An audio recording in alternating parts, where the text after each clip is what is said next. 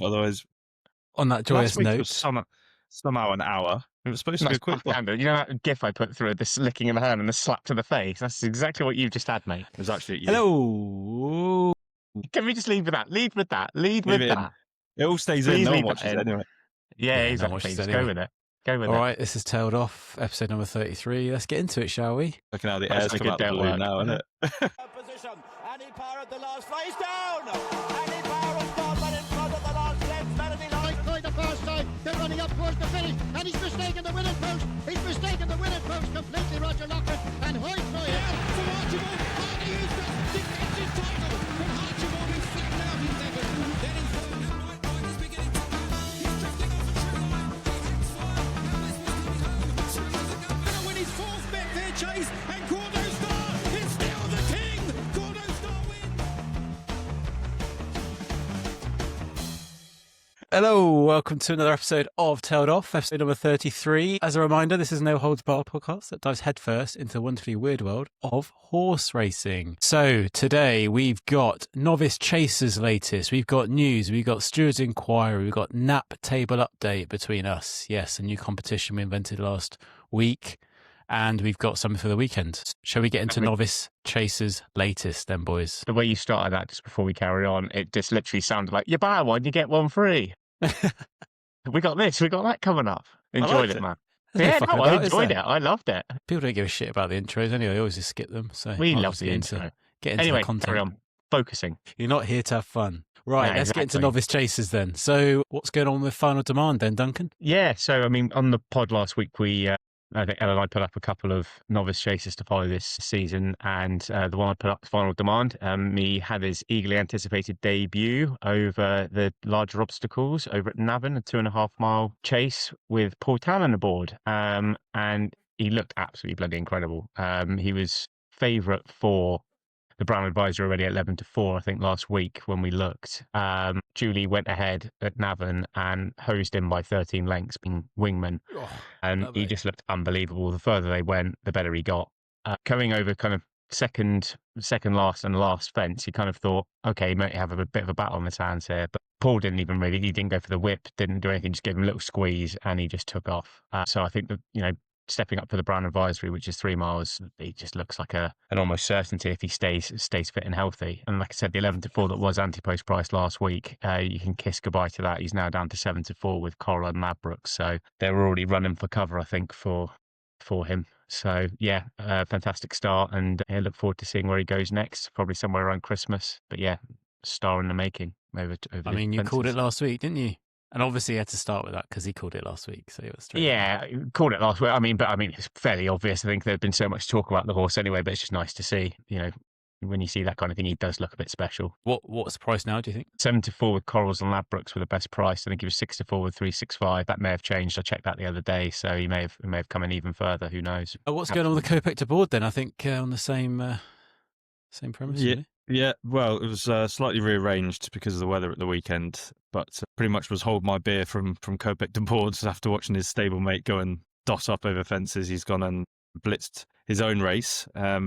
Slightly different kind of aesthetics to the two victories. Obviously, both very exciting novice chasers going into the season for Willie Mullins. It does seem a shame that all the good horses seem to be pretty much in one or two stables, but you just sort of knew that these two horses were going to make cracking chasers. I think Kopek Des Bordes was potentially more of a question mark just because of how free and crazy bit of a nut job he is was over hurdles. Final Demand looked more like a ready-made chaser, and hurdles were just slowing him down. He needed fences to bring out the best of him. But Kopek Des Bordes just popped out, pretty much made all the running. And I think the first few fences, I mean, his keenness, his exuberance was potentially a problem because his head was all over the gaff. Yeah. I think what you see, and we probably won't talk about Ulamba, but literally on the same day, on Monday, the similar thing was happening at Exeter, where you hear jockeys talk about teaching and educating novice chasers, which is their first public trip over fences. It's great when they can stand off and look really flashy and jump outside the wings. But actually, that's no good when they're in a big race, i.e. at the Cheltenham Festival, bigger field, more congested and tightly packed kind of running sequence. And they have to learn to take maybe an extra stride or half a stride, get what they call getting in really close to the fence, and then not actually stopping their momentum because otherwise they'll potentially keel over. is using their athleticism to sort of dance over the top of it when they've got in really close. And that's what he was trying to do to teach him at the first couple of fences, because it didn't look as pretty as maybe Final Demand. But when he kind of rolled around to the home straight and he was like, okay, the race is pretty much sewn up now. I'm trying my best to conserve him by holding him back. I'm just going to let him roll. And roll he did. And then he just met all those 3 fences in the home straight. Ping, ping, ping. And he literally just gave him, I wouldn't even say a full squeeze, just like a little nudge in the belly. And he just, even though he's been running basically he's doing twice as much energy expended, it seems, for the distance he needs to travel. You would think he would be gassed at the end of his races, and he's still got bags loads left. So he had loads. Yeah, he won by 13 lengths. He could have won by more. And there was a Grade 1 chase that was removed last season in Ireland around Christmas time. That's now come back in at Leopardstown, but it's on the same day as King George Day. So he's likely to go there, but Paul Townend is potentially going to be at Kempton. So could be very interesting to see who rides him, and a big spare ride that could be. On to Grade 1 races next, and I'd say you could call him the Arkle winner now, to be honest. Claim. He looked so good. Right, mental, just how, like, I mean, they talked to Paul afterwards, I think, and Willie, and they said like he could be a 2 mile, 2.5 mile, 3 mile chaser. Like he could do it all.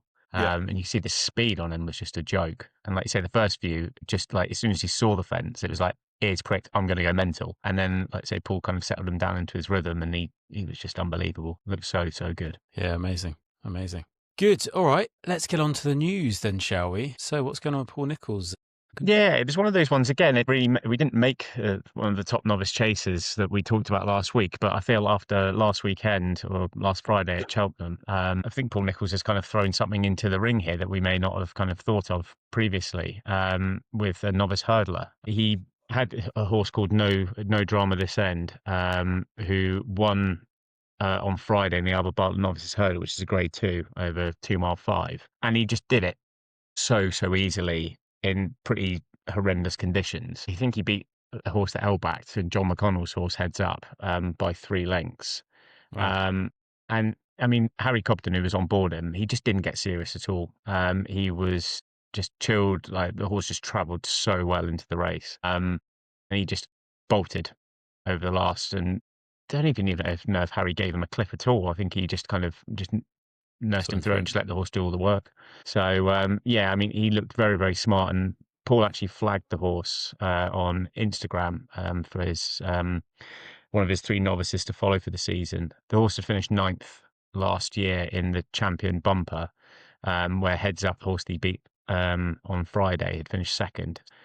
He clearly likes the track at Cheltenham, which is what you need if you're going to go to Cheltenham, and I really think that he's got something pretty special in his hands there, and he's priced up at the moment in the Albert Bartlett market at 14-1, and also in the Turners at 12-1 for the festival. So you couldn't really, well, you could if you wanted to, obviously, bet on him now for both of them, but you don't know which one he's going to go to at this stage. So you expect one or the other, but it'll be down to connections and Paul Nicholls to kind of decide where they think it's best for him to go. But yeah, he looked very smart hurdler, so definitely one to look out for.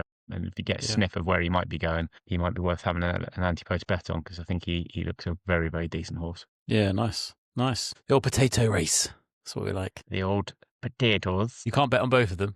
I think you can do a little cheeky. Why not? You definitely could. It's just we can do a no run, no bet, can't you? So not yet. No run. Is that nearer the time? That doesn't come out. Yeah, that comes out nearer the time. Right. Okay. They'd offer you a cash out, so it would just depend. Like you say, you could back both, hedge your bets, and then if you hear anything about where he might be going, you just have to get on quick to cash the one that's you don't expect him to go to out before they remove it. So yeah, either way, I think he'd be a solid bet in either race he goes to. So far then, our shall we say our choices for the races are coming through nicely, aren't they? Over the last couple of weeks, where we covered Cheltenham and the horses to look out for. So yeah, nice. Yeah, definitely one to follow. Looks good. Lovely. All right. Let's get on to news. End of the Racing League. What a shame. We did, for those that didn't see, we actually did a little pod on the Racing League, didn't we, a few months ago? We did. That was worth it, wasn't it? Singing its praises and going through why it's good for the sport and all that good stuff. And yeah, what's going on here then now? I'm not sure we were fully singing its praises. So I think we just explaining what it is. I think we just said it's a potentially good way to get those maybe not as into the it's for other racing and a regular sort of Exactly. It's not for the purists. And it's actually had 5 seasons now, trying to sort of evolve and become a mainstay in the racing calendar. When the fixtures were announced a couple of months ago for the next year, the Racing League fixtures were in there. And if you go on a couple of the ARC websites, they were. I mean, even Great Yarmouth is still advertising Racing League, but it was dropped this week that ARC, who are the arena racing company who own almost half of the racecourses in the UK, they were the ones that basically gave the Racing League concept a platform, because obviously without any courses you can't run the thing. And fortunate for the Racing League, they got ITV backing, and that was a kind of a key pillar for its success, or a chance for it to succeed. But it's safe to say it definitely hasn't captured the purists' imagination. I mean, it's great prize money and you generally get good fields. I find it a bit of a mess to look at because horses are kind of running week to week. You don't know which race they're really trying for. The colours are just so confusing to try and follow the races. It just looks a bit of a mess, a bit like the Shergar Cup. But obviously the point of it was to try and engage a younger or maybe different audience to it. This summer, across the 6 meetings that they've had, they've only managed to get 15,000 people through the gates. I was actually at the Windsor one. It didn't feel particularly quiet, but Windsor on a Thursday is probably always going to do pretty well.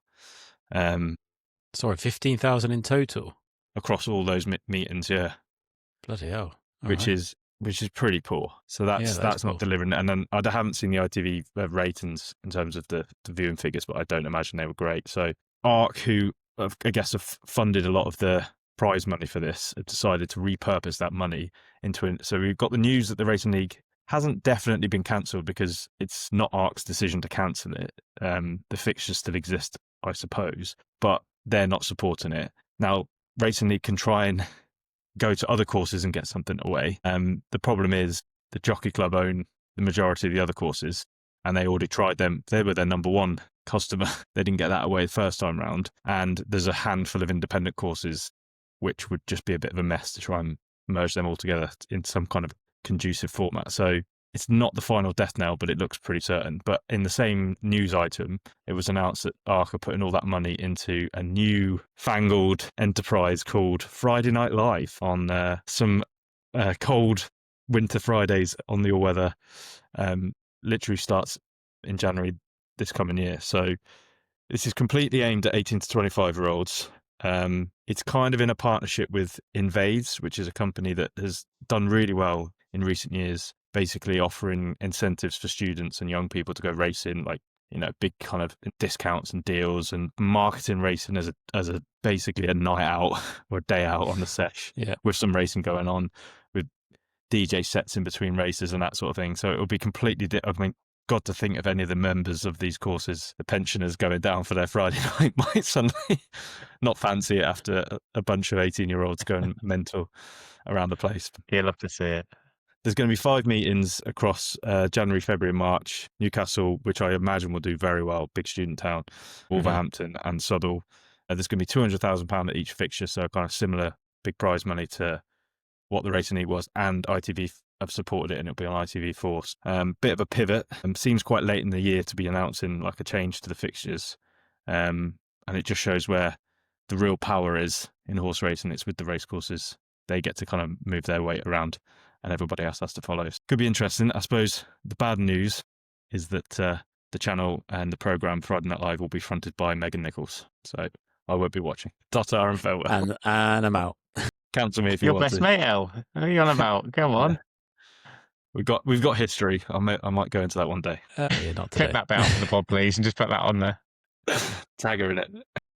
Yeah, exactly that. Yeah, interesting. It's a tough one, isn't it? Friday Night So there's Live. no southern courses from ARC that ARC own that would cover it. It's just the northern courses, northern 3 courses. Sorry. So there's no I'm trying to think of the southern ARC courses. I'm just wondering why the southern. Well, they things can't aren't do covered. Lingfield because it hasn't got floodlights. I still don't know why Lingfield doesn't have floodlights. And obviously West Ham night vision goggles. Kempton's Jockey Club, that kind of Yeah. leaves them with the ones they've got there. Windsor. Well, we'll is see how Windsor that goes, independent? shall we? Sorry, mate. Go on. It's Windsor independent, isn't it? No, Windsor's ARC. It's probably their Yeah, better. that's one of the what better I'm saying. tracks. I'm surprised they haven't done it for there or something like that. They get a few in the door. What's annoying though for me, and I won't go down this rabbit hole, I promise, but is that they created extra fixtures where we've already covered a million times that the fixture list is bloated. There's too many races, not enough horses for the racing league. So ARC get paid per race, per runner. They don't care about how good it is, just get horses there. They then now pivoted and created all these new fixtures for this new thing, but the fixtures are already, and they waited till now when the fixtures are already in the calendar. So they will still benefit from a increase in the fixtures across their courses for the racing league. They're not going to be dropped. They're going to then have more fixtures for this stuff. So, that's very sneaky. Yeah, That sort of behaviour. Ed Chamberlain will have much to spring on this in a couple of weeks. Well, he was poo-pooing. I was just watching. He was on the Sporting Life podcast earlier, and he was poo-pooing the racing this weekend. So we can get him riled up, I reckon. Yeah. Yeah, we'll get him in. We'll get him in. Me and him will be like that on the fixture list. Yeah, exactly. Look forward to that. Jerry Springer style. Definitely. Yeah, right. Yeah. I'll just get my popcorn for that one. Constitution Hill then, Duncan. Yeah, he went out to Newbury on Tuesday and did a piece of work ahead of the Fighting Fifth, which is at Newcastle on the 29th of November. I mean, you can take what you like from it. I mean, Act up, mate. What are you on about? Say again? Act up. He did all right. Did a piece He of only work. had £50 in hand against the horses he was running. Yeah. Have you obviously seen the video of him? I mean, he looks huge. Yeah. Absolutely enormous. Yeah, I mean, Nicky Henderson, they interviewed Nicky Henderson on, I think it was Sky Racing afterwards, and he said he was very pleased with the work, and he was running against two other horses that Nicky trains called Active Innocence and Therapist. I think Active Innocence is potentially, I don't know if it's rated or not, and the other one's rated at like a 120, I think it is. So you'd expect him to... So, come on. Yeah, exactly. So you'd expect him to actually make mincemeat of these horses, which he duly did. That, this is completely different today, thank goodness. What did you like about the piece of work the most? I just think he's just travelled nicely, but he just is. He's comfortable and he's enjoying it. I think that's the great thing. I think that was very much part of our whole preparation this year. To be fair, poor boy, when he came to the end of last season and we went to Punchestown, I mean, that was totally my fault. He'd had two horrible falls and it was unfair to ask him to go out and do it again.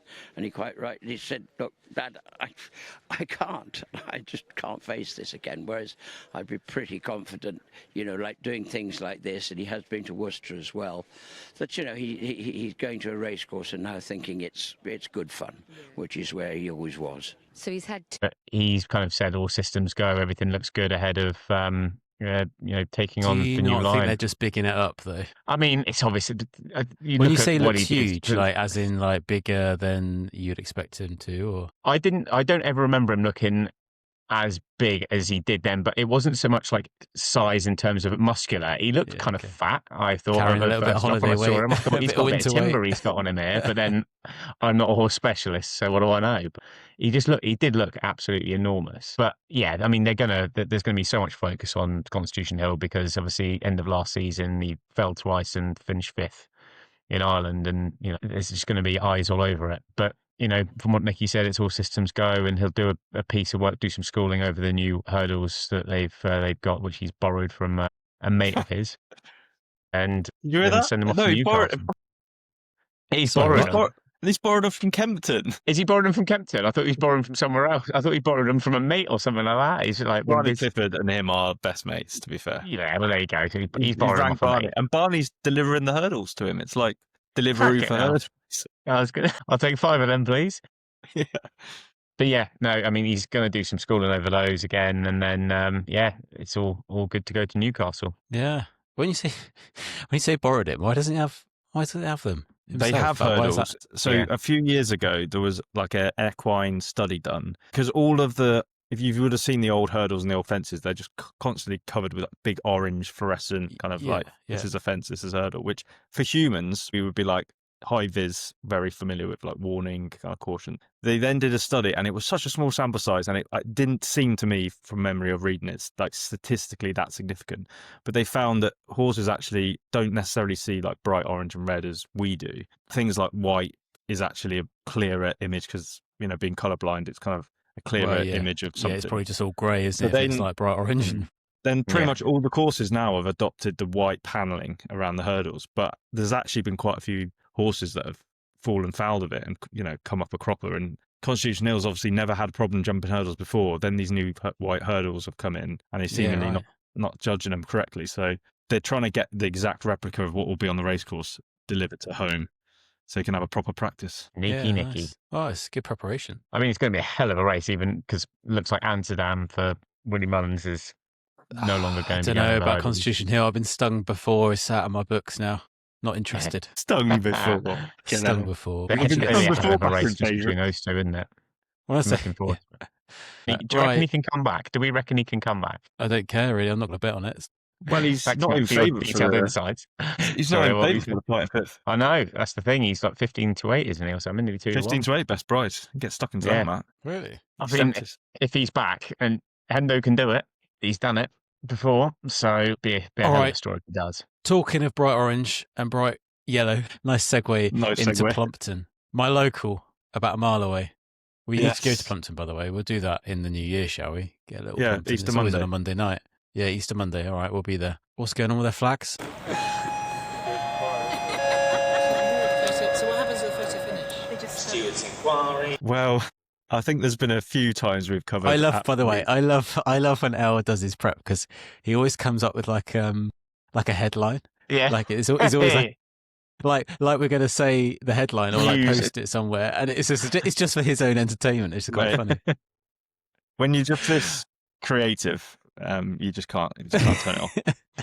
Plant seeds, flowers grow. Natural. I'm just pretending Natural. I'm a journalist when I'm writing this up, all right? Yeah. More flag farce. He wants a at job. He Plumpton. wants a job. Give him a Because job. Duncan's take very him off our literal, hands. you know. I'm trying to draw out the headlines. Anyway, we've kind of covered a few times how Tim Pot, particularly the starting procedure, can be at very, basically in Oh, horse yeah. racing. Yeah, we've And covered it. Oh, yeah. You've Fucking commented how terrible. like it feels very Fisher Price at times. Well, it's happened again. You probably That's haven't. been I'm on Fisher guessing, Price. guessing you haven't seen this video that I posted. Have I sent you the video? I think I've I sent you think the you video. did. I think I went into junk. I think. Oh, right. Well, let me send you the video. Anorak corner. It's just instantly got rid of it. It's a bit of a disgrace, really. So, just a general handicap hurdle at Plumpton on Monday. I will say this was for amateur jockeys, so it probably does explain why there was a little bit more Amateur flag confusion. bearers too. Then, I mean, the flag bearers. How do you even get that job? I think they could do a bit better than just sort of Someone dangling getting it in front of scouts them. or something like that. Be the flag bearer. It's like the Queen's not driving by, just giving it a little Yeah, woo. exactly. Give it some It's beans. got a Imagine linesman you're for in fuck's America. sake. It's a lino flag, that is. It's Yeah. offside. Give it some. At least put some feeling into it. Yeah. They all started off on the race, and because it's one of my Flag biggest bearer. bugbears this time of year is low sun. And as soon as there's low sun, any sunny day at this time of year, all the fences and hurdles that are in line with the sun will just be doled off. And the procedure is that they're supposed to wave the black and white checkered flag, which is slightly confusing because that means like end of race in sort of motorsport. But in horse racing, it means caution, whereas you would think the bright orange and yellow one would be caution. Anyway, that aside, That sums up That- this they fucking wave the sport, doesn't it? flag and then Finish they line. also blow the whistles, which is a Fox 40 whistle. So I don't know if that's meant to be the sound of 40 foxes, but I reckon that would be pretty loud. What is it Or whether called? if you look at the picture, Yeah. this is in the jockey's room. Okay. The whistle is a Fox 40 whistle, which is the sound of a 40 foxes. 40 foxes being strangled or garroted, is it, or something like that? It's rather than horsepower, it's Fox whistle metrics. Yeah, the good old Fox 40 whistle. So basically, half the field are like, look, because basically they've set off. They know they're not supposed to jump the hurdles. They've seen this flag, they've heard the whistle, and then they're turning around going, oh shit. They're basically all in a bit of a line, having a conversation with each other as the race is going, saying, are we supposed to stop? Is it a false start? Are we meant to go back? A couple of them at the back start pulling up. A couple of them at the front are like, I don't think we're supposed to stop, but I don't want to get in trouble if I don't stop, I get banned. But they're kind of, the horses are still carrying on. ATR, the Sky Sports Racing, threw back to the studio. They were like, oh, this race is over. And then the guys were talking about it, and then the commentator was still commentating. And they were like, hang on, I think the race is still going. So they threw back to the commentator. And then basically four of the jockeys pulled their horses up. Now, one of them, in fairness, the saddle was slipped, so he was kind of let off. But the other three jockeys were given a 7-day ban. Basically, only half the field managed to complete the race because they pulled up straight away. Absolute mass confusion and another farcical flag environment. This has got Sky Sports News, Chris Kamara written all over it. Oh, Jeff, have they? I There's don't been know. a flag at Plumpton, but But which flag is it? I don't know, Jeff, has there? I don't know. I thought they were bringing It's this got up. written all over, hasn't it? I thought he was offside, Jeff. What's going on? Did you not hear the Fox 40 whistle? Yeah. Did you not see the 40 foxes? Yeah. Well, I look forward to watching that video now, actually. Yeah. I'll No, send I'll you the watch it. tweet so you can have a quick look at it, but I'll clip it up for you later. All right. Shall we? Let's get on to something for the weekend before we get our special guest on, shall we? Go for it. So, what have we got going on this weekend then? So, what have we got? Tell you what we got. Haydock Go and on, Jeff Ascot. Ave.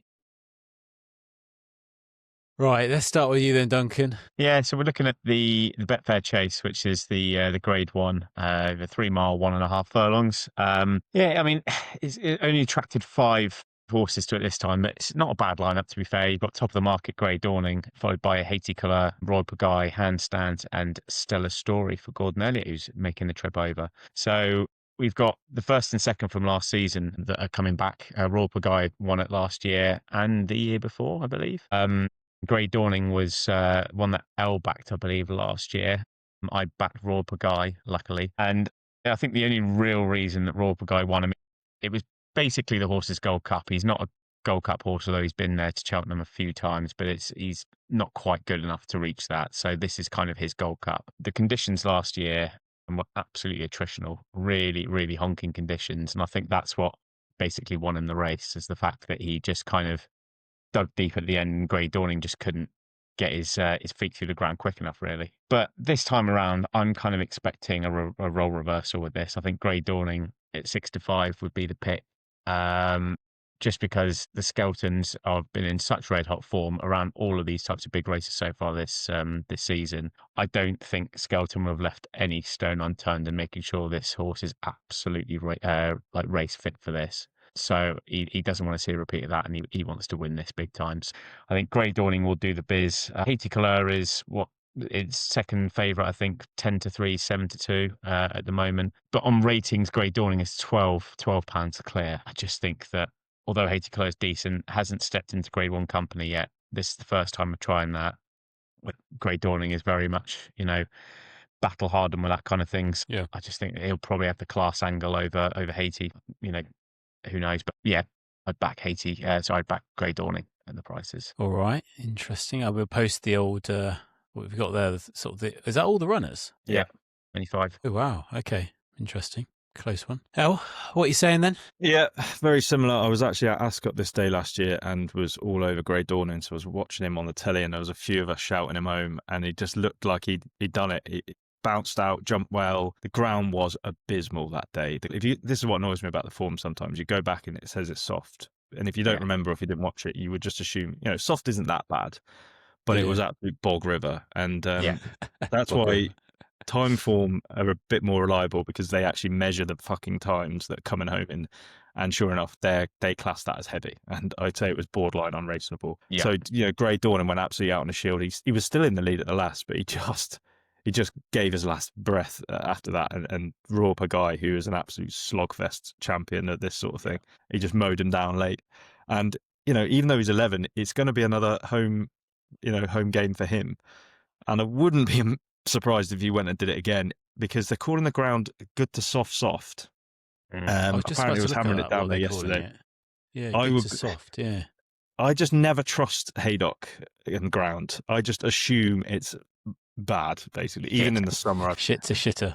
Just shit and shitty. I think they've had a couple of all right days, actually. I think today and tomorrow are supposed to be sunny, but then Saturday, I think from early doors, it's supposed to get wet. But will it have time to get into the ground? Probably. But will it be as bad as last year? I don't think so. Yeah, it shouldn't be as desperate as last year. But, yeah. Because of that, I think it really plays to Grey Dawning. I think he will do it this year, because I think Harry actually got a bit excited last year, unsurprisingly, and kicked him on a bit too soon, because the race was there to win. So he kicked him on and fell on his sword. I think this time he'll hold on to him as long as possible and try not to get outslogged. Now, I'm really disappointed that Haiti Claus is running here. Obviously, when we previewed the road to Cheltenham, as we kind of called it a couple of weeks ago, I said Haiti Claw is a live outside of the Gold Cup at 25-1. He then reappeared over hurdles, and he probably wasn't expected to do much there, and ended up winning. And I thought he was absolutely nailed on for the Coral Gold Cup next weekend, and he would have. And I backed him at like 12-1 to post for that, and he probably would go off favourite, and I think he would win that race off 150. Was it 152, 154? they're going for Grade 1 glory. You can't fault them that, and it's a small field. But as Duncan says, he's got so much to find in the ratings where he would have had it to his advantage in a handicap next weekend. Also, that hurdle race was meant to be a prep, but he was going so well that he was actually still in contention towards the end of the race. So as a result, Sean Bowen, doing the right thing, has got really serious at him to try and win the race. Because if you're in contention, you're not going to go, well, this is supposed to be a prep. You'll look stupid and probably get banned if he coasts home on him when he could still win. He's then ended up having a much harder race than he was meant to. And this is only 2 weeks pretty much after that. And this is going to be a slog potentially. So I hope he doesn't leave his season behind by doing that. Because of all of those things considered, I just think Ray Dornan's the one to be on Saturday, and anything odds against is worth taking. I hope he might be primed for a super boost, but Denise might not be feeling that generous. We called it last week. I wouldn't be surprised. You did call it last week. Yeah, you did. I wouldn't be surprised, to be fair, if he is the super boost, because you've got, say, Broper guy and Haydock in there. So and Stella Story. He won the Albert Bartlett when it was an absolute slog. Yeah, and I think he's got every chance of. He has his own way of getting over the fences, but he will still be there at the end. Just fall through them and hope for the best. It's a big winnings for that one as well, 112k. So that's the big one of the day, is it? 3 o'clock. The big Grade 1, yeah. Yeah, nice.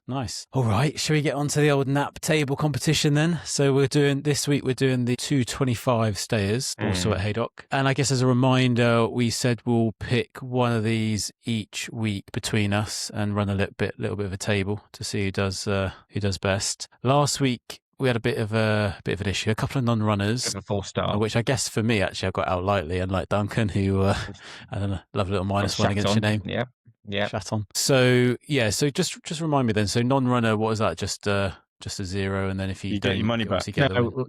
We said this time we'll change it around, because I think Elle made a good point last week. If your horse is a non-runner, you can pick from one of the other races that's available and get it on. We'll put it on social media.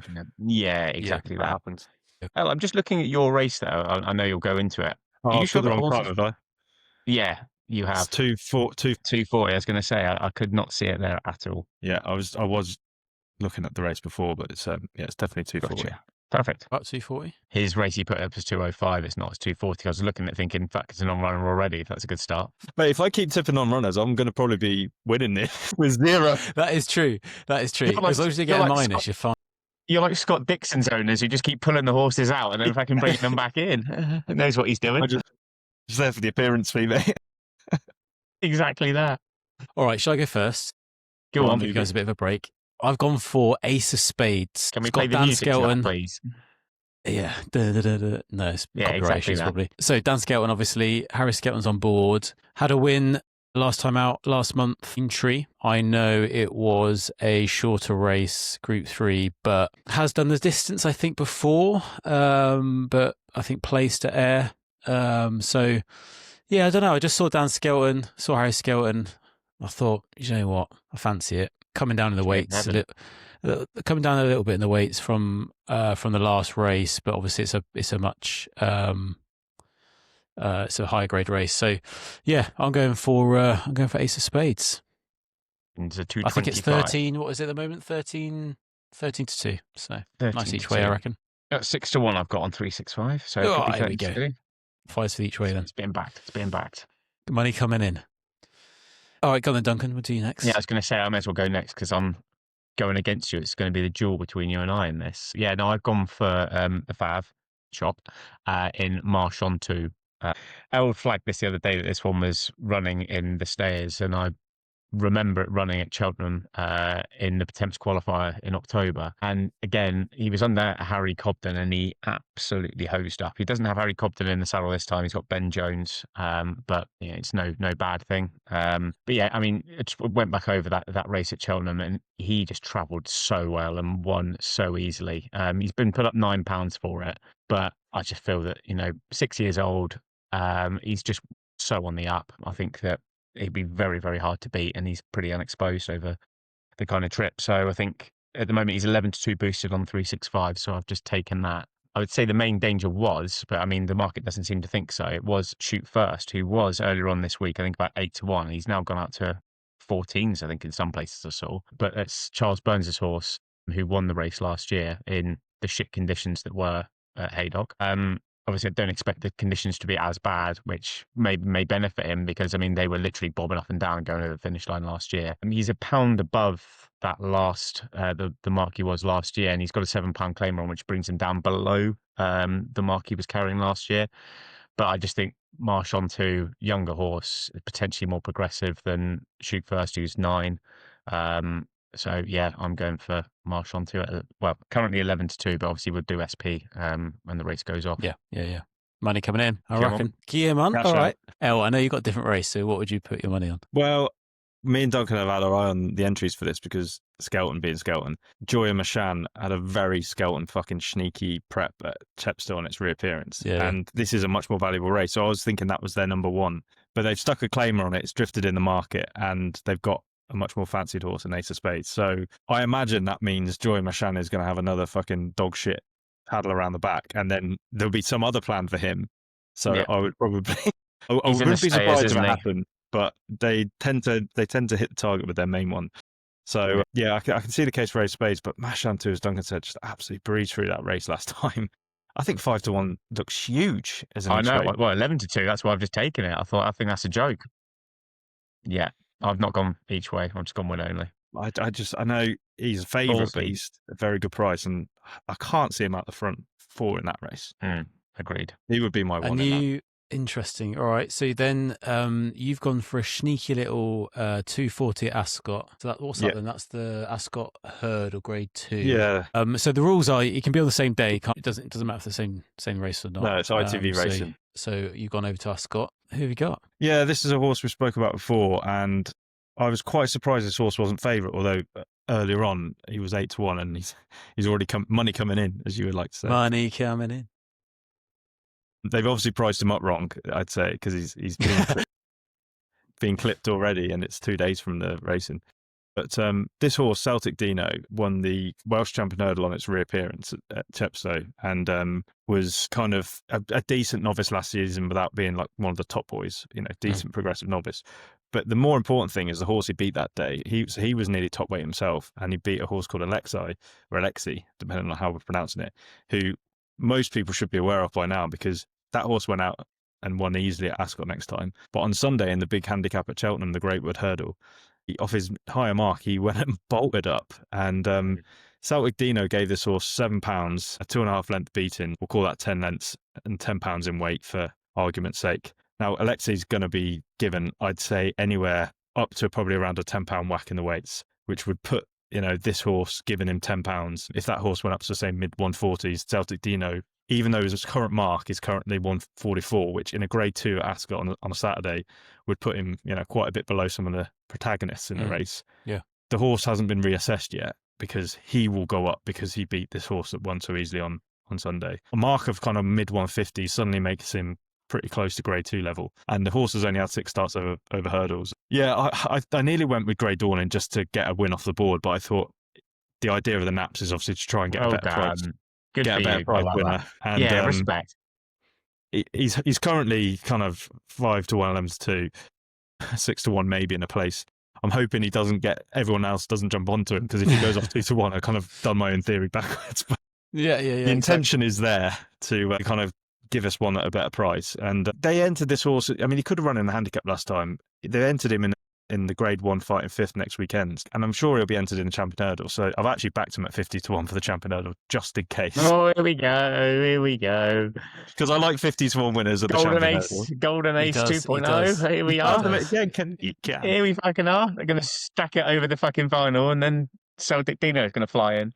Yeah, exactly. If that fucking happens, mate, I'm telling you outright, it's been on here. Get this clipped up. If that happens, Jesus Christ. He's also got a definitely sniper retiring in his if that bag, happens. so I might have to some back it people now will just ask him in questions. case. But yeah, I mean, he's got some decent opposition. There's 9 runners. I mean, Woodoo obviously won at the Cheltenham Festival. She's a mare. Crambo has won the long walk before, Grade 1 horse, but it means he has to give Celtic Dino £6. So it's a decent race. It's not going to be easy, but yeah, Celtic Dino in the 240 Ascot Hurdle is the one for me, and hopefully en Lovely. route to Champion Hurdle glory. And that's a wrap. Lovely. And that's a wrap. Cheers, boys. Well, good luck. Good luck out there. Yeah. Race well, race hard, race smart. Just don't be tailed off, otherwise it'll be -1 and you get your name. Yeah, I'll be -2. Cheers, boys. Cheers. Position. Annie Power at the last fly. He's down. Annie Power has gone, but in front of the last lens.